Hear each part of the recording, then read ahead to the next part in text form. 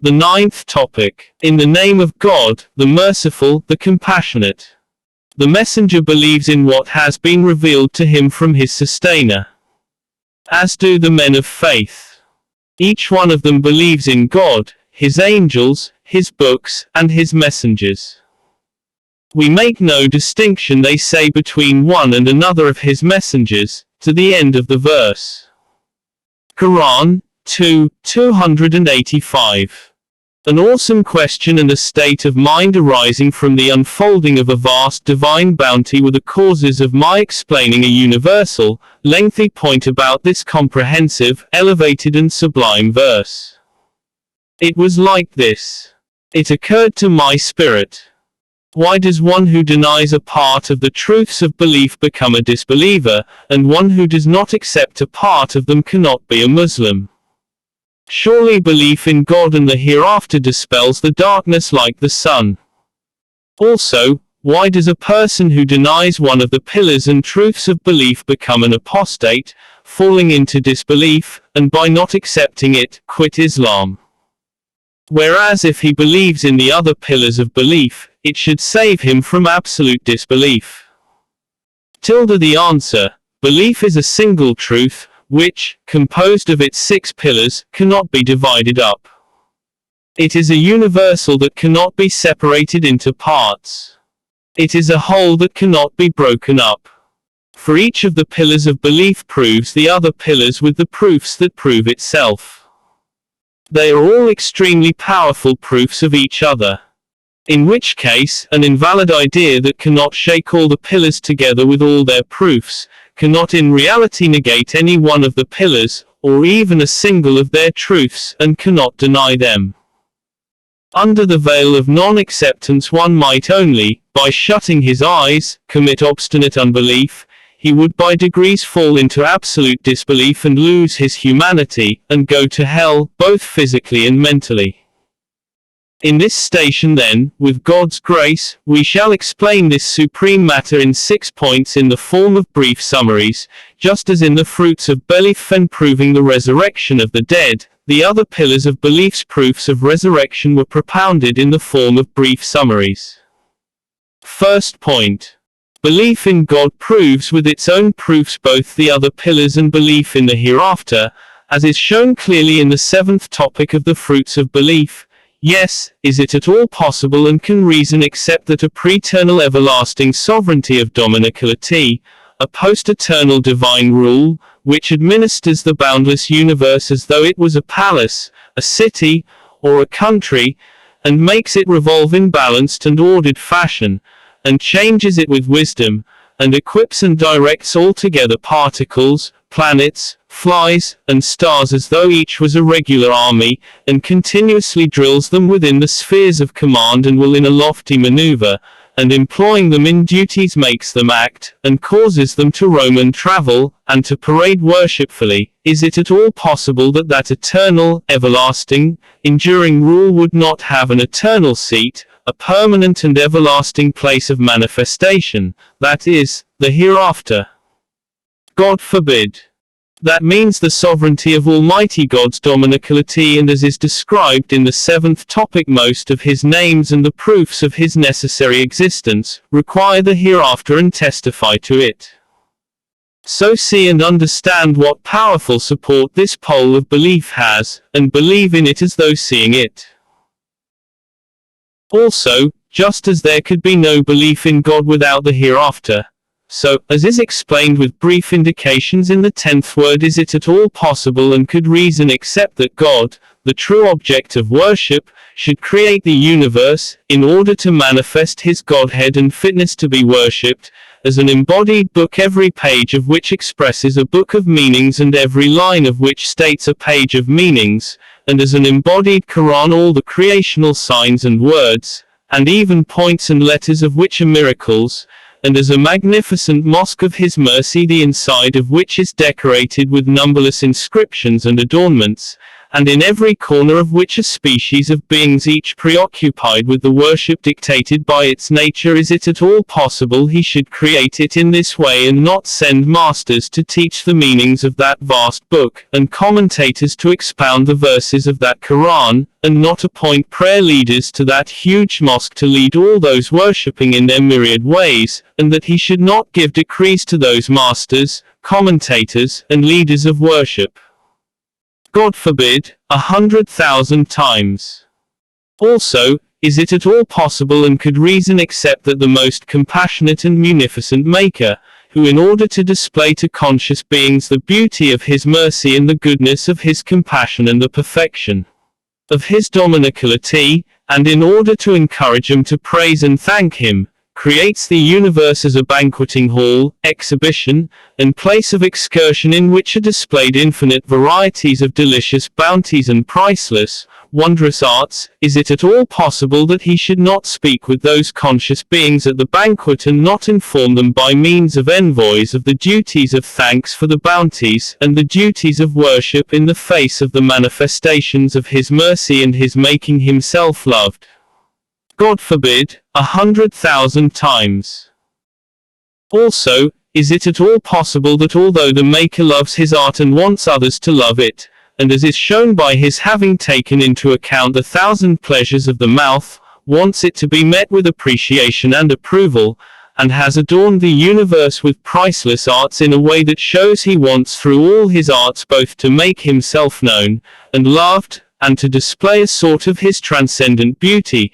Is it at all possible that he should not speak to men, the commanders of living beings in the universe, through some of the most eminent of them, and send them as envoys, and that his fine arts should not be appreciated and the exquisite beauty of his names not be valued, and his making himself known and loved be unreciprocated? God forbid, 100,000 times. Also, is it at all possible or reasonable that the all-knowing speaker who answers clearly by act and deed through his infinite bounties and gifts, which indicate intention, choice, and will, at exactly the right time, all the supplications of living beings for the natural needs, and the desires and recourse through the tongue of disposition, that he should speak by deed and by state with the most insignificant living creature and remedy its woes and heed its troubles with his bounties, and know its needs and meet them, then not meet with the spiritual leaders of men, who are the choicest result of the universe, his vicegerent on earth, and the commanders of most of the creatures on the earth? Although he speaks with them and with all living beings, should he not speak with men verbally and send them scriptures, books, and decrees? God forbid, innumerable times. That is to say, with its certainty and innumerable proofs, belief in God proves belief in the prophets and sacred scriptures. Also, is it at all possible or reasonable that in response to the one who makes himself known and loved through all his creatures and seeks thanks by deed and state, Muhammad, peace and blessings be upon him, should have known and made known, loved and made loved that glorious artist through the Quranic reality, which brings the universe to tumult, and with his declarations of glory be to God. All praise be to God. And God is most great. Should have caused the globe to ring out so that it could be heard by the heavens, and have brought the land and seas to ecstasy, and that in 1,300 years he should have taken behind him numerically a fifth of mankind and qualitatively a half of it, and responded with extensive, universal worship to all the manifestations of the Creator's dominicality, that in the face of all the divine purposes he should have called out with the Quran's surahs to the universe and the centuries, and taught them and proclaimed them, that he should have demonstrated the honor, value, and duties of man, and that he should have been confirmed through his 1,000 miracles, and that he should not have been the most choice creature, the most excellent of envoys, and the greatest prophet. Is this at all possible? God forbid. 100,000 times, God forbid. That is to say, with all its proofs, the truth of I testify that there is no God but God, proves the truth of I testify that Muhammad is the messenger of God. Also, is it at all possible that the universe's maker should cause creatures to speak with one another in myriad tongues, and that he should listen to their speech, and know it, and himself not speak? God forbid. Also, is it at all reasonable that he should not proclaim through a decree the divine purposes in the universe? That he should not send a book like the Quran which will solve its riddles and provide the true answers to the three awesome universally asked questions. Where do they come from? Where are they going? And why do they follow on caravan after caravan, stop by for a while, then pass on? God forbid. Also, is it at all possible that the Quran of miraculous exposition, which has illuminated 13 centuries, every hour is uttered with complete veneration by 100 million tongues, is inscribed through its sacredness in the hearts of millions of Hafizes, in effect governs through its laws the greater part of mankind and trains, purifies, and instructs their souls, spirits, hearts, and minds, and 40 aspects of whose miraculousness is proved in the Risale-i-Nur and explained in the wondrous 19th letter, which demonstrates an aspect of its miraculousness towards each of 40 classes of men, and as one of the 1,000 miracles of Muhammad, peace and blessings be upon him, is proved decisively to be the true word of God. Is it at all possible that it should not be the word and decree of the pre-eternal speaker and eternal maker? God forbid. 100,000 times, God forbid. That is to say, with all its proofs, belief in God proves that the Quran is the word of God.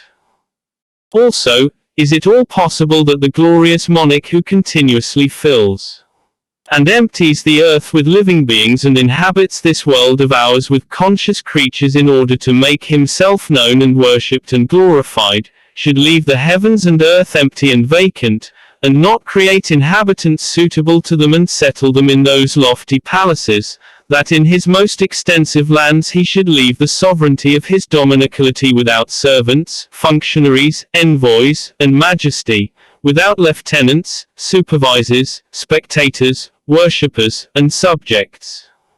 God forbid. To the numbers of the angels, God forbid. Also, is it at all possible that the all-wise ruler, the all-knowing and compassionate one, should write the universe in the form of a book, inscribe the entire life stories of trees in all their seeds, and write in the seeds of grasses and plants all their vital duties, and record precisely the lives of conscious beings in their memories, as tiny as mustard seeds, and preserve with innumerable photographs all the actions and events in all his dominions and all the eras of his sovereignty, and create mighty heaven and hell and the supreme scales of justice for the manifestation and realization of justice, wisdom and mercy, the basis of his dominicality, then not have written down the acts of men connected with the universe, nor have the deeds recorded so they may meet with reward or punishment, nor write the good and bad deeds on the tablets of divine determining? God forbid. To the number of letters inscribed on them. That is to say, with its proofs, the truth of belief in God proves the truth of both belief in the angels and belief in divine determining. The pillars of belief prove each other as clearly as the sun shows the daylight, and daylight shows the sun. Second point, all the teachings and claims of foremost the Quran, and all the revealed books and scriptures, and foremost Muhammad, peace and blessings be upon him, and all the prophets, are based on 5 or 6 points. They have continually striven to teach and prove those basic teachings. All the proofs and evidences which testify to their messengership and truthfulness look to those bases, corroborating their veracity. And those fundamentals are belief in God and belief in the hereafter and in the other pillars of belief. That is to say, it is not possible to separate the 6 pillars of belief. Each proves all of them, and requires them, and necessitates them. The 6 are a whole, a universal, which cannot be broken in parts and whose division is outside the bounds of possibility. Like the tuber tree whose roots are in the heavens, each branch, fruit and leaf of that mighty tree relies on its universal, inexhaustible life. A person unable to deny that powerful life, which is as clear as the sun, cannot deny the life of a single of its leaves attached to it. If he does deny it, the tree will refute him to the number of its branches, fruits, and leaves, and silence him. Belief, with its 6 pillars, is similar to this. At the beginning of this station, I intended to expound the 6 pillars of belief in 36 points, as 6 points, each with 5 subsections. I also intended to reply to and explain the awesome question at the beginning. But certain unforeseen circumstances did not permit this. I reckon, the first point being sufficient, for the intelligent no need remained for further explanation. It was understood perfectly that if a Muslim denies one of the pillars of belief, he falls into absolute disbelief. For in the face of the summary explanations of other religions, Islam expounds and elucidates them completely, and the pillars of belief are bound together. A Muslim who does not recognize Muhammad, peace and blessings be upon him, and does not assent to him, will also not recognize God, or his attributes, and will not know the hereafter. A Muslim's belief is based on such powerful, unshakable and innumerable proofs that there is no excuse for denial. They quite simply compel the reason to accept them. Third point. One time, I said, all praise be to God, and searched for a bounty that would be equal to its infinitely broad meaning. Suddenly, the following sentence occurred to me. All praise be to God for belief in God, and for His unity, and necessary existence, and attributes, and names, to the number of the manifestations of His names from pre-eternity to post-eternity. I looked and saw it was completely appropriate. As follows.